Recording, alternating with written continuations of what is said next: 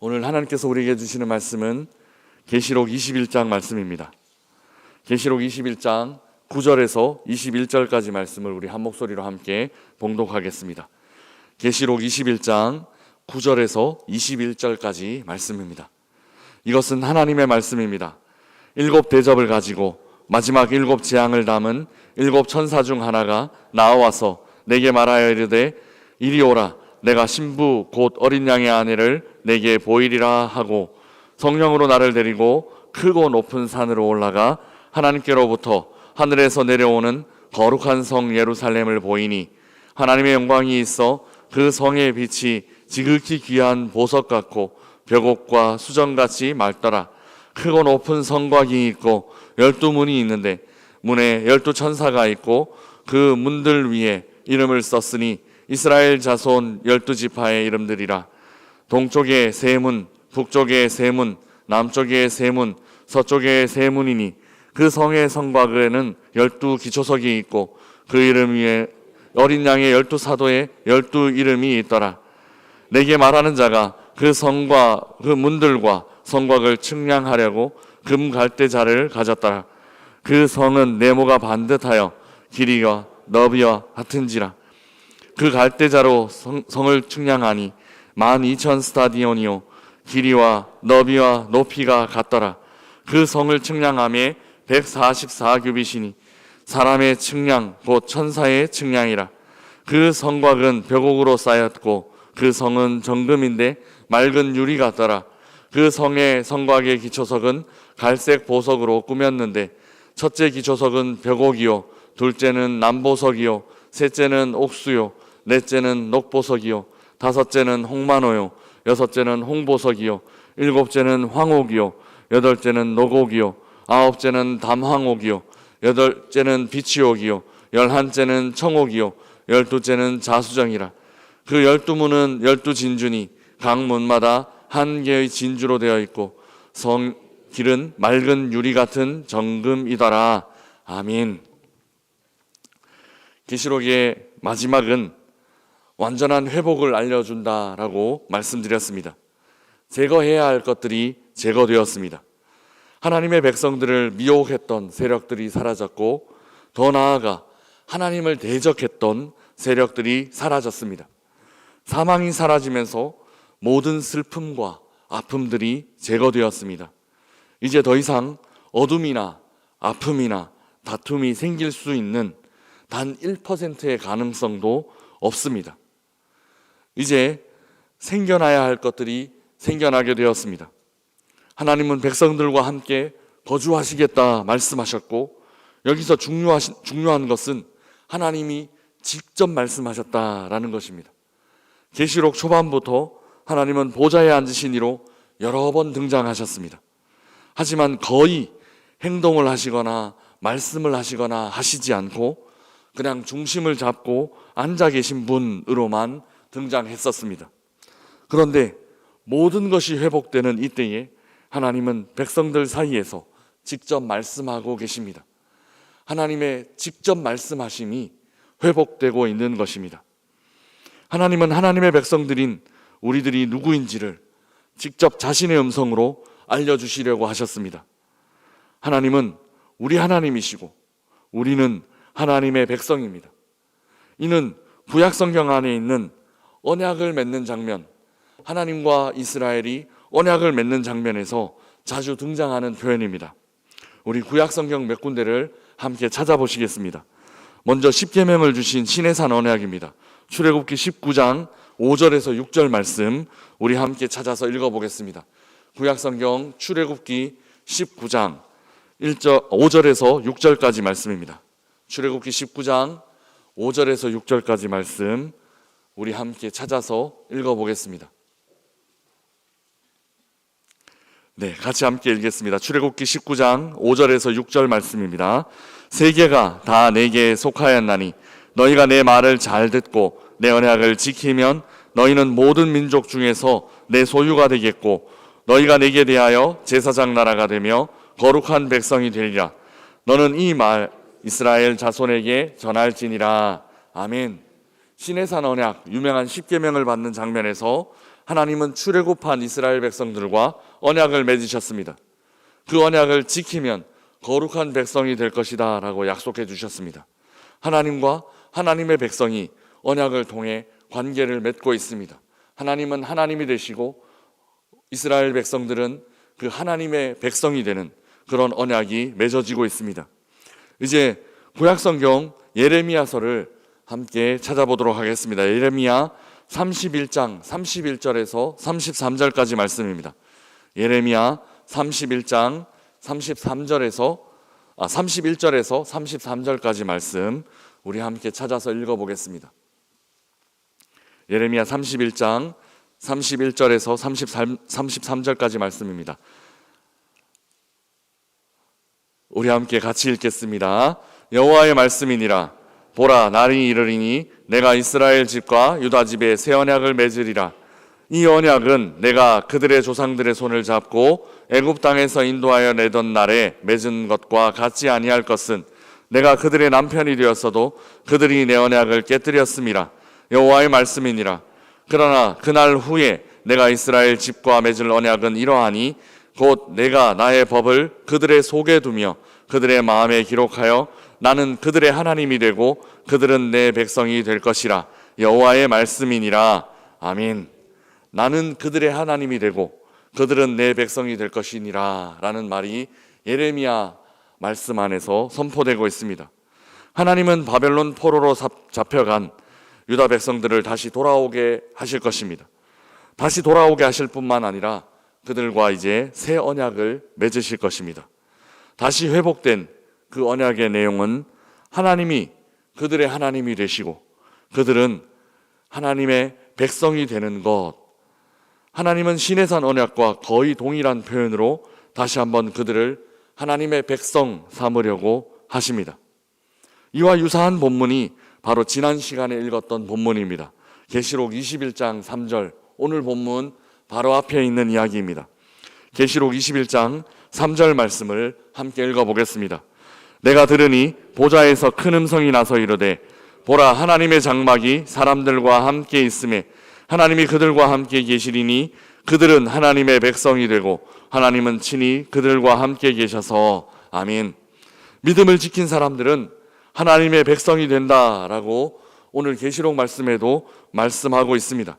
이어서 7절 말씀, 우리 7절 말씀도 함께 읽어보겠습니다. 이기는 자는 이것들을 상속으로 받으리라. 나는 그의 하나님이 되고 그는 내 아들이 되리라. 아멘.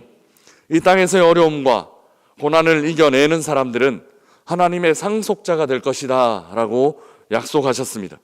하나님은 그들의 하나님이 되시고 그들은 하나님의 아들이 될 것입니다. 이처럼 하나님께서는 죄인인 우리들을 하나님 백성, 하나님의 상속자, 하나님의 아들 삼고 싶어 하십니다. 그리고 죄인인 우리들의 하나님 되시려고 하십니다.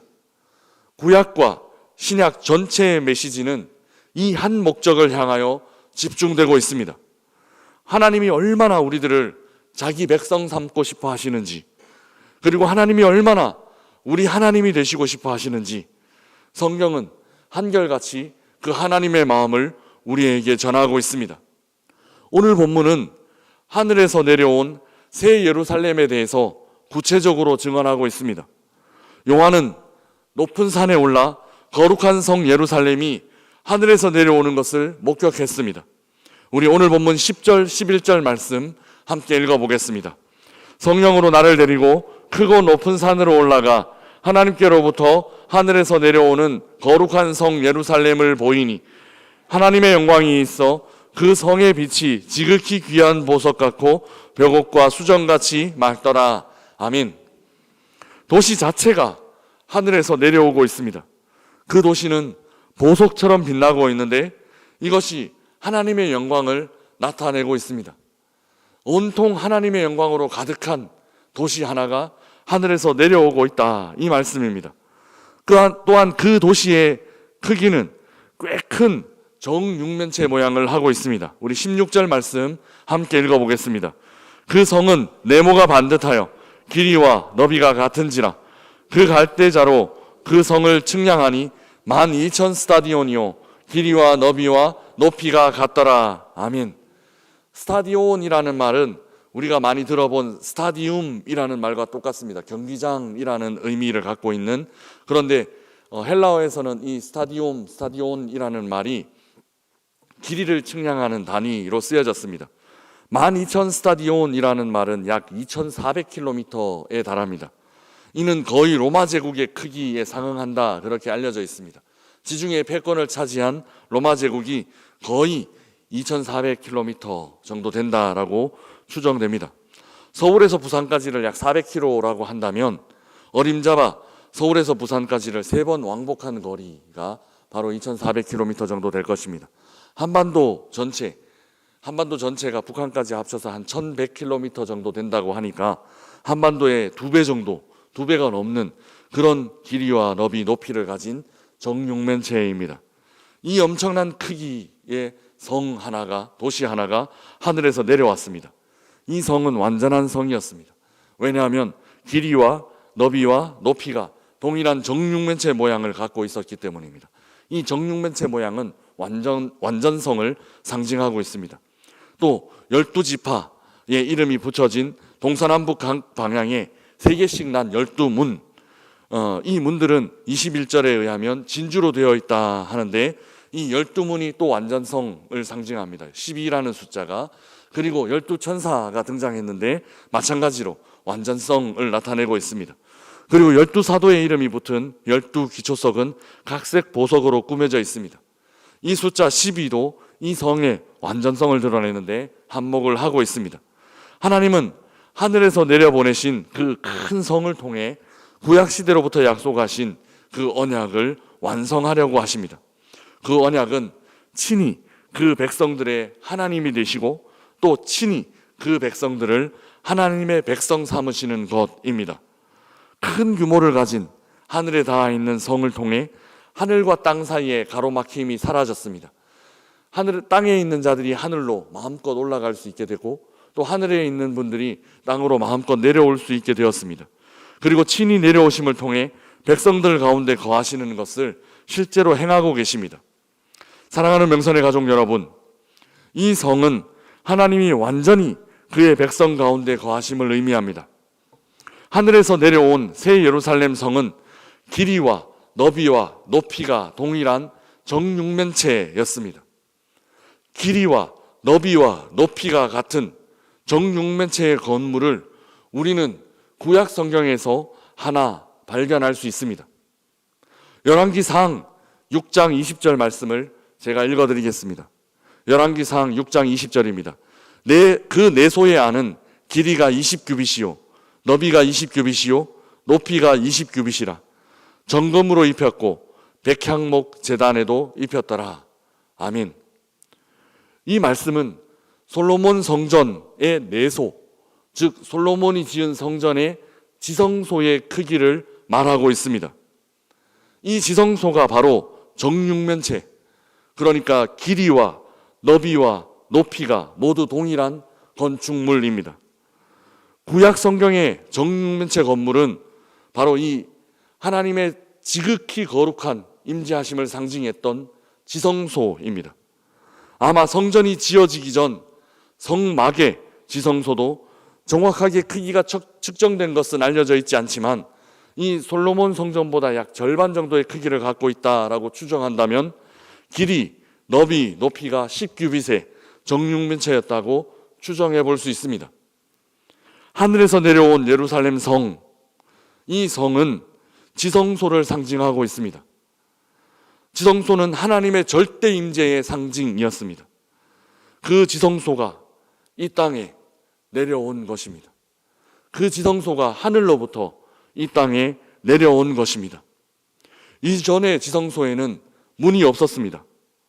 막으로 가려져 있었고 1년에 단 한 번만 오직 대제사장만 엄청난 두려움과 엄청난 압박을 무릅쓰고 그 막을 걷고 그 안으로 들어갈 수 있었습니다.